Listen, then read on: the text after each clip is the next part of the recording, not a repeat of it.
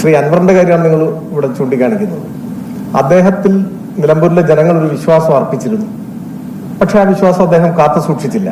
ഞാനിപ്പോഴും അദ്ദേഹത്തെ അതിനൊന്നും കുറ്റപ്പെടുത്തുന്നില്ല. അദ്ദേഹത്തെ കുഴിയിൽ ചാടിച്ചതിൽ കോൺഗ്രസ് ആണ്, അതിന്റെ നേതാക്കന്മാർക്കാണ് വലിയ പങ്കുള്ളത്. അപ്പൊ അതെല്ലാം ഇതിനോടകം ചർച്ച ചെയ്യപ്പെട്ടിട്ടുള്ളൊരു കാര്യമാണ്.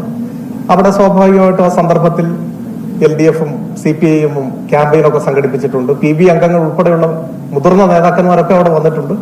ഞാനും അവിടെ പോയിട്ടുണ്ട്. അങ്ങനെ കാണേണ്ടത്.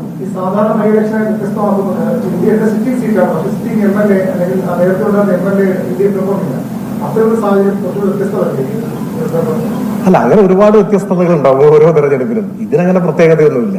അദ്ദേഹം ഇപ്പൊ എന്ത് നിലപാടാണ് സ്വീകരിക്കുന്നതെന്നും എനിക്കറിയില്ല. നിങ്ങൾക്കാണ് ഒരു പക്ഷേ അറിയുക. അതൊന്നുമല്ല ഈ തെരഞ്ഞെടുപ്പിലെ ഏറ്റവും പ്രധാനപ്പെട്ട ചർച്ചാ വിഷയം. ഈ തെരഞ്ഞെടുപ്പിൽ ഞാൻ വിചാരിക്കുന്നത് പ്രധാനമായും ജനങ്ങൾ ചർച്ച ചെയ്യുന്നത് ഈ കേരളം കൂടുതൽ അഭിവൃദ്ധിപ്പെടണം. അതിന് ഈ ഗവൺമെന്റ് നേതൃത്വം കൊടുക്കുന്ന പ്രവർത്തനങ്ങൾ കൂടുതൽ കരുത്തോടെ മുൻപോട്ട് പോകണം. അതിനാവശ്യമായ ഒരു വിധിയെടുത്ത് നിലമ്പൂരിലെ ജനങ്ങൾ തീർച്ചയായും ഈ തെരഞ്ഞെടുപ്പിൽ രേഖപ്പെടുത്തും എന്ന കാര്യത്തിൽ ഞങ്ങൾക്ക് സംശയമൊന്നുമില്ല.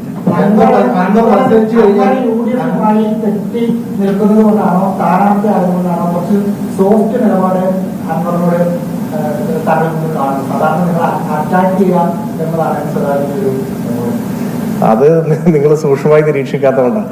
നമുക്ക് എല്ലാ മനുഷ്യരോടും സോഫ്റ്റ് നിലപാടല്ലേ. ആശയപരമായ കാര്യങ്ങളിൽ ദൃഢതയുണ്ടാവും, അതിൽ വിട്ടുവീഴ്ച ഉണ്ടാവില്ല.